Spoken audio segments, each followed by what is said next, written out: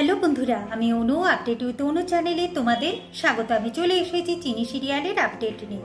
চিনি সিরিয়ালে দেখা যাচ্ছে যে আলাপির জন্য হেমাঙ্গিনী তো এই যাত্রায় বেঁচে যায়, তবে আলাপি বলে যে সে এই মন্দিরেই থাকবে, আর এই রুদ্রবীণাটা যে সে আগে বাজিয়েছে সেটা তার মনে পড়ে গেছে। তবে এই রুদ্রবীণাটা তার সাথে থাকলে বা এটা বাজালে অনেক স্মৃতি তার ফিরে আসে, যেটা শুনে হেমাঙ্গিনী ঠিক করে যে না আলাপি এই মন্দিরে থাকবে, না এই রুদ্রবীণাটা সে বাজাবে। যদি এই মন্দিরে থাকে রুদ্রবীণা বাজায় তাহলে সমস্ত অতীত তার মনে পড়ে যাবে, আর তাতে যে হেমাঙ্গিনীর বিপদ গুরুদেব বলেছে মৃত্যু তার দৌড় গড়ায়, তাই সে এখানে থাকা তো যাবে না বলে দিল। এখন চিনি বলে তাহলে আমি আমার মাকে নিয়ে বাড়িতে যাব। এখন হেমাঙ্গিনী বলে না, ওই বাড়িতেও তোমার মাকে থাকতে দেব না।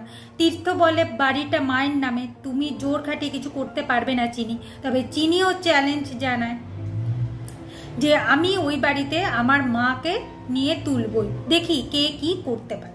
এরপর হেমাঙ্গিনী তীর্থ তো বাড়ি চলে যায়। এখন চিনি, তীর্থ আর দ্রোণ মিলে প্ল্যান করে যে হেমাঙ্গিনী চাইছে না যে আলাপির স্মৃতি ফিরে আসুক, তবে তীর্থ চাইছে আলাপির স্মৃতি ফিরে আসুক। তাই তো সে আলাপিকে নিয়ে এই মন্দিরে এসেছে, না হলে এখানে এলো কেন? অন্য কোথাও তো যেতে পারত। অন্যদিকে হেমাঙ্গিনী তার ছেলের ওপর রাগ দেখায় যে কেন ওই ফার্ম হাউসে আলাপিকে নিয়ে তুলেছে। যদি তার সমস্ত অতীত মনে পড়ে যায়, বিপদ আছে, কেন তীর্থ এত বড় ভুল করলো? যেহেতু তার এখন কোনো কিছু মনে নেই, অন্য কোথাও পাঠিয়ে দিতে পারতো। তীর্থ বলে আমি আর পারছি না মা, আমি চাই আলাপির স্মৃতি ফিরে আসুক, যেটা শোনার পর হেমাঙ্গিনী তীর্থকে চড় মারে। অন্যদিকে দেখা যাচ্ছে যে গুরুদেব পুজোয় বসে গেছে, চিনিকে ডেকে পাঠাচ্ছে বারবার করে, চিনির পাত্তা নেই। সময় যে পেরিয়ে যাচ্ছে গুরুদেব বলেই যাচ্ছে। এরপর অন্তরা জানতে পারে যে চিনি বাইরে নেই। শুধু চিনি নয়, ছোট মালিক মানে দ্রোণও বাড়িতে নেই, যেটা শুনে অন্তরা অবাক হয়ে যায়। ভাবে কিনা আমাকে না বলে ওরা মাকে খুঁজতে বেরিয়ে গেল। গুরুদেব বলে শাশুড়ির কথা অমান্য করছে, এ তো ঠিক নয় অন্তরা মা, তুমি তোমার বৌমাকে একটু বেশি স্বাধীনতা দিয়ে ফেল। এইদিকে আবার চিনি দ্রোণ তার মাকে নিয়ে দ্রোণের স্যারের কাছে পৌঁছে গেছে। তার মায়ের এখন ট্রিটমেন্ট হবে, যাতে তার মায়ের অতীত তাড়াতাড়ি মনে পড়ে যায়।